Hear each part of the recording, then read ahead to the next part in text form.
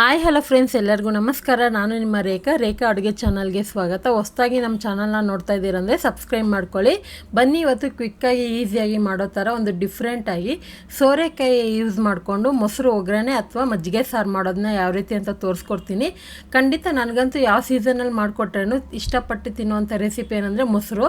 So ಇವತ್ತು ಮಾಡೋವಂಥ recipe ನಿಮಗೂ ಸಹ ಇಷ್ಟ ಆಗುತ್ತೆ. ಇಷ್ಟ ಆಯ್ತಂದರೆ ಒಂದು ಲೈಕ್ ಮಾಡಿ, ಶೇರ್ ಮಾಡಿ, ಕಮೆಂಟ್ ಮಾಡಿ.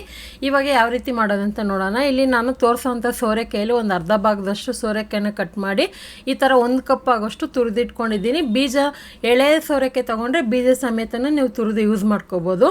ಇಲ್ಲಿ ನೋಡ್ತಾ ಇರ್ಬೋದು, ಸ್ಟವ್ ಮೇಲೆ ಒಂದು ಫ್ರೈ ಪ್ಯಾನ್ ಇಟ್ಕೊಂಡು ಒಂದು 2 ಟೇಬಲ್ ಸ್ಪೂನು ಎಣ್ಣೆ ಹಾಕಿದ್ದೀನಿ. ಎಣ್ಣೆ ಬಿಸಿ ಆದಮೇಲೆ ತುರಿದಿರೋವಂಥ ಸೋರೆಕಾಯಿ ಹಾಕ್ಕೊಳ್ಳೋಣ. ಇದು ನೀರಿನಂಶ ಆಗಿರೋವಂಥ ತರಕಾರಿ. ಇದು ಬೇಗನೆ ಕುಕ್ ಆಗುತ್ತೆ. ಇವಾಗ ಬೀಟ್ರೂಟು, ಕ್ಯಾರೆಟ್ ಎಲ್ಲ ಯಾವ ಥರ ಫ್ರೈ ಆಗುತ್ತೋ ಅದೇ ಥರ ಇದೊಂದು 3 ಇಂದ 4 ನಿಮಿಷಕ್ಕೆ ಫ್ರೈ ಆಗುತ್ತೆ. ಫ್ರೈ ಮಾಡೋವಾಗ ಒಂದು ಸ್ವಲ್ಪ ಉಪ್ಪು ಹಾಕ್ಕೊಂಡು ಒಂದು 3 ಇಂದ 4 ನಿಮಿಷ ಮೀಡಿಯಮ್ ಫ್ಲೇಮಲ್ಲಿ ಫ್ರೈ ಮಾಡ್ಕೊಳ್ಳಿ. ಸ್ವಲ್ಪ ಕಲರು ಚೇಂಜ್ ಆಗುತ್ತೆ ಮತ್ತು ಬೆಂದಂಗೆ ಗೊತ್ತಾಗುತ್ತೆ ನಿಮಗೆ. ಇವಾಗ ನೋಡ್ತಾ ಇರ್ಬೋದು, ಚೆನ್ನಾಗಿ ಬೆಂದಿದೆ. ಇವಾಗ ಸ್ವಲ್ಪ ನೋಡಿ, ಇದನ್ನೆಲ್ಲ ಸೈಡಲ್ಲಿ ಡಿವೈಡ್ ಮಾಡಿದ್ರೆ ಎಣ್ಣೆ ಸಪ್ರೇಟ್ ಆಗುತ್ತೆ. ಅದನ್ನು ನಾವು ಒಂದು ಮೊಸರು ಪಾತ್ರೆಗೆ ಹಾಕೋಬೇಕಾಗುತ್ತೆ. ಇಲ್ಲಿ ನಾನು ಒಂದು ಬೌಲಲ್ಲಿ 1 ಕಪ್ ಆಗೋಷ್ಟು ಮೊಸರು ತೆಗೆದಿಟ್ಕೊಂಡಿದ್ದೀನಿ. ಅದಕ್ಕೆ ರುಚಿಗೆ ತಕ್ಕಷ್ಟು ಉಪ್ಪು, ಒಂದು 3 ಇಂದ 4 ಟೇಬಲ್ ಸ್ಪೂನ್ ಆಗೋಷ್ಟು ಮಾತ್ರ ನೀರು ಹಾಕ್ಕೊಳ್ಳೋಣ. ಅಂದರೆ 1/4 ಕಪ್ ಆಗೋಷ್ಟು ಹಾಕ್ಕೊಳ್ಳೋಣ. ಗಟ್ಟಿ ಮೊಸರಿಗೆ ತುಂಬ ತೆಳ್ಳಗೂ ಮಾಡಬಾರ್ದು, ತುಂಬ ಗಟ್ಟಿಯಾಗೂ ಇರಬಾರ್ದು. ಮೀಡಿಯಮ್ ಆಗಿ ಅನ್ನದ ಜೊತೆ ಕಲಿಸ್ಕೊಂಡು ತಿನ್ನೋ ಥರ ಇರಬೇಕು. ಬಂದ್ಬಿಟ್ಟು ಇವಾಗ ನಾವು ಫ್ರೈ ಮಾಡಿರೋಂಥ ಸೋರೆಕಾಯಿ ಹಾಕ್ಕೊಂಡು ಮಿಕ್ಸ್ ಮಾಡ್ಕೊಳ್ಳೋಣ. ನಾನಂತೂ ಎಷ್ಟು ವೆರೈಟಿ ಮಜ್ಜಿಗೆ ಸಾರು ಆಗಿರ್ಬೋದು, ಮೊಸರು ಒಗ್ಗರಣೆ ಹಾಕಿರ್ಬೋದು, ನಿಮ್ಗೇನಾದರೂ ಗೊತ್ತಿದ್ದರೆ ಕಮೆಂಟಲ್ಲಿ ತಿಳಿಸಿ. ನನಗಂತೂ ಗೊತ್ತಿಲ್ಲ ಎಷ್ಟು ವೆರೈಟಿ ಮಾಡಿದ್ದೀನಿ ಅಂತ. ನಿಮ್ಗೆ ಗೊತ್ತಿದ್ದರೆ ಕಮೆಂಟಲ್ಲಿ ತಿಳಿಸಿ. ಹಾಗೆ ಇವಾಗ ನೋಡ್ತಾ ಇರ್ಬೋದು, ಅದು ಮಿಕ್ಸ್ ಮಾಡಿದ ಮೇಲೆ ಅದೇ ಫ್ರೈ ಪ್ಯಾನಲ್ಲಿ ಒಗ್ಗರಣೆ ಹಾಕ್ಕೊಳ್ಳೋಣ. ಸಾಸಿವೆ, ಜೀರಿಗೆ ಹಾಕ್ಕೊತಾ ಇದ್ದೀನಿ. ಬೇಕಂದರೆ ಇದಕ್ಕೆ ನೀವು ಕಡಲೆಬೇಳೆ, ಉದ್ದಿನಬೇಳೆ ಸಹ ಹಾಕ್ಕೋಬೋದು. ಜಜ್ಜಿರೋ ಅಂತ ಒಂದು 5 ಪೀಸ್ ಬೆಳ್ಳುಳ್ಳಿನೂ, ಒಂದು 4 ಇಂದ 5 ಒಣಗಿದ ಮೆಣಸಿನ್ಕಾಯಿ ಹಾಕ್ಕೊತಾ ಇದ್ದೀನಿ. ನೀವು ಎಷ್ಟೇ ವೆರೈಟಿ ಆಫ್ ಮೊಸರಲ್ಲಿ ರೆಸಿಪಿ ಮಾಡ್ದೇನೋ ಮೇನ್ ಒಗ್ಗರಣೆ ಫ್ಲೇವರೇ ಅದು ನಮಗೆ ಟೇಸ್ಟ್ ಕೊಡೋದು. ಸೊ ನನಗೆ ಸ್ವಲ್ಪ ಖಾರ ಇಷ್ಟ ಅಂದ್ಬಿಟ್ಟು ನಾನು ಚಿಕ್ಕ ಮೆಣಸಿನ್ಕಾಯಿ ತೊಗೊಂಡಿದ್ದೀನಿ. ದಪ್ಪ ಮೆಣಸಿನ್ಕಾಯಿ ಹಾಕಿದ್ರೆ ಮೈಲ್ಡ್ ಆಗಿರುತ್ತೆ, ಓವರ್ ಖಾರ ಇರೋಲ್ಲ. ಚಿಕ್ಕದಂದರೆ ಸ್ವಲ್ಪ ಖಾರ ಇರುತ್ತೆ.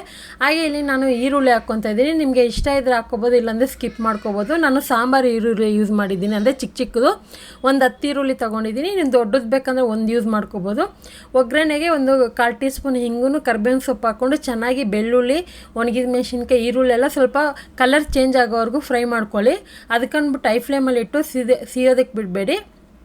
ಕೊನೆಯಲ್ಲಿ ಒಂದು ಚಿಟಿಕೆ ಅರಿಶಿನ ಪುಡಿ ಹಾಕಿ ಮಿಕ್ಸ್ ಮಾಡ್ಕೊಳ್ಳೋಣ. ಈ ಮೇಯ್ನು ಅರಿಶಿನ ಪುಡಿ ಚಿಟಿಕೆ ಆಗೋಷ್ಟು ಹಾಕಿ ಅವಾಗ ಒಳ್ಳೆ ಫ್ಲೇವರ್ ಕೊಡುತ್ತೆ ಒಗ್ಗರಣೆಗೆ.